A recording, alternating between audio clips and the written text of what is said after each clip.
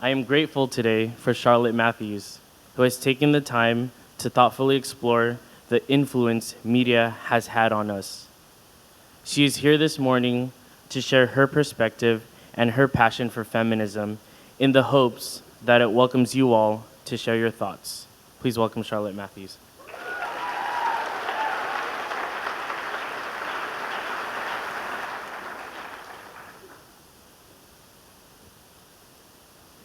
He saves the girl. He sweeps her away into the castle. He creates the happily ever after. We've all heard this story before. The weak damsel in distress is saved by the strong, courageous hero. These characters have specific traits. He is handsome, tenacious, tough, and unemotional. She is shy, thin, beautiful, and passive. There's no doubt about it. We grew up in the world of Disney princes and princesses. We were inspired by them. We wanted to be them. I, for one, dressed up as Sleeping Beauty for Halloween at least 3 years in a row. I remember every guy in my class wanted to be Superman or Spider-Man. They were our role models. So the question I want to ask you today is simple. Have our role models changed? Now that we're no longer children, do we still expect men to be tough, muscular, and unemotional? And do we still expect women to be shy, thin, and passive? Last Halloween partially answered this question for me. There I was, at House of Humor on El Camino after school. I needed a costume that said, I'm beautiful and smart and creative, but I'm also carefree and chill and like, whatever, it's just Halloween. All of those adjectives embodied in one costume. However, the costume selection for women was limited, to say the least. There was a plethora of super hot Cinderellas, nurses who definitely did not go to nursing school, and firewomen who start fires instead of putting them out.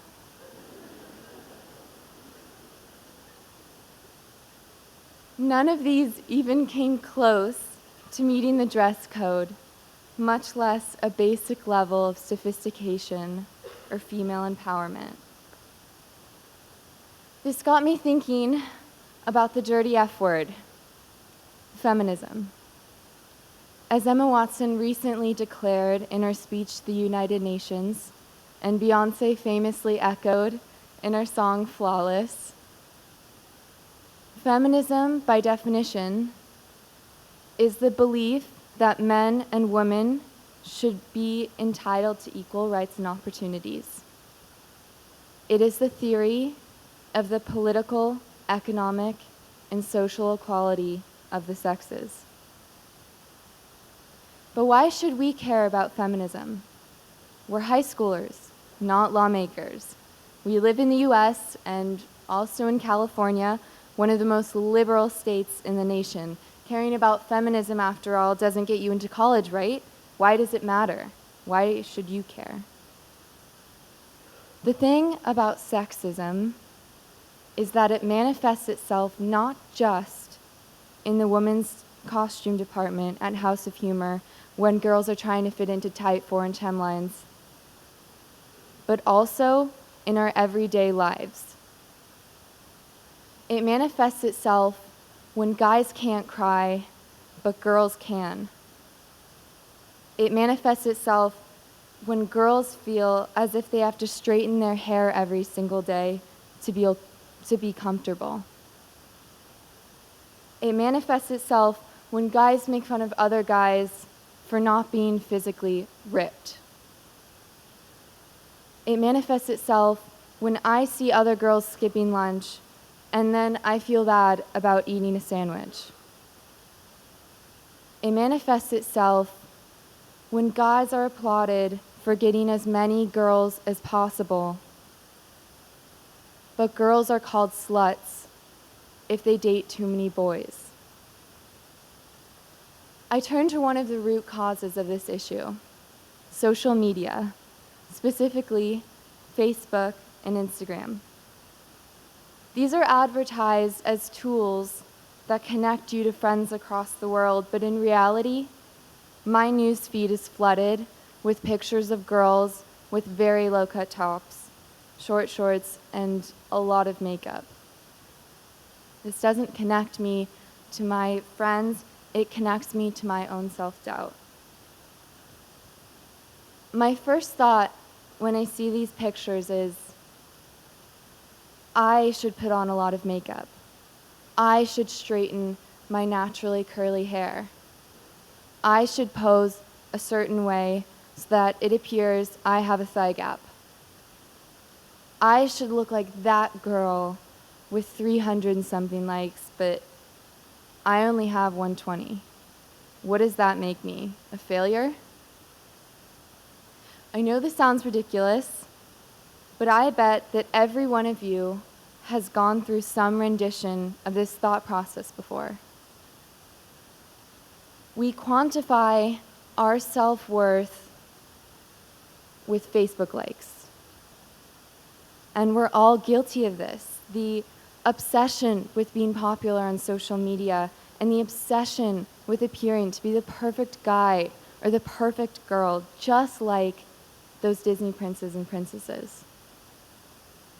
Media is the ultimate source of both power and degradation for women and men. It can change minds and prompt people to defy stereotypes, or it can destroy perspectives, blinding us with only what it wants us to perceive. We fall deeper and deeper into the trap, only to find much later it is impossible to escape. Why does the media want us to accept these types of gender stereotypes? Money. Perfect bodies sell products. We are saturated every day with thousands of ads. How do companies get through to us? They glorify an oversimplified, perfect image of us to have maximum impact. It's easier for them to present a gender stereotype than a multi-dimensional portrait of us. They get financially rewarded with their sexist cliches.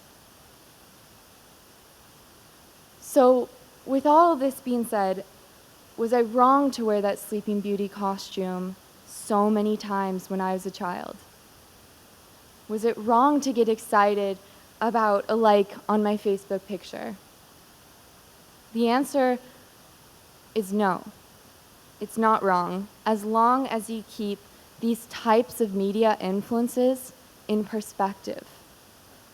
I'm not condemning Instagram filters, nor am I shaming girls for putting on makeup. Those things make you feel beautiful, and you're allowed to feel beautiful. But if we let those thoughts about beauty explode, if we let the media's depiction of gender norms take over our minds, then our sense of reality is distorted. Then we can't say we're feminists because we don't believe in the social equality of the sexes. Social equality means that neither men nor women are dominant over one another. So by acting as the media wants us to, we change our true personalities into something superficial, fake, and an imaginary. We buy into the stereotypes that women are shy, beautiful, thin, and passive, while men are handsome, tenacious, tough, and unemotional. It's impossible to say we're feminists but give in to the media.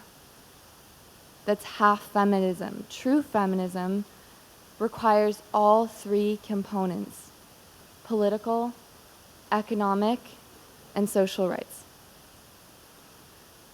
Sacred Heart should be a place where feminism flourishes. St. Madeleine Sophie founded her schools, our school, to educate and empower people to be leaders. We need to be even more aware of how the media influences us from such a young age. Girls cannot just be Sleeping Beauty. Boys cannot just be Prince Charming. These are fairy tales invented by the media. They aren't real. This is our time. Freshmen and sophomores, have confidence in your uniqueness. Juniors, don't let social media blind you to your true self.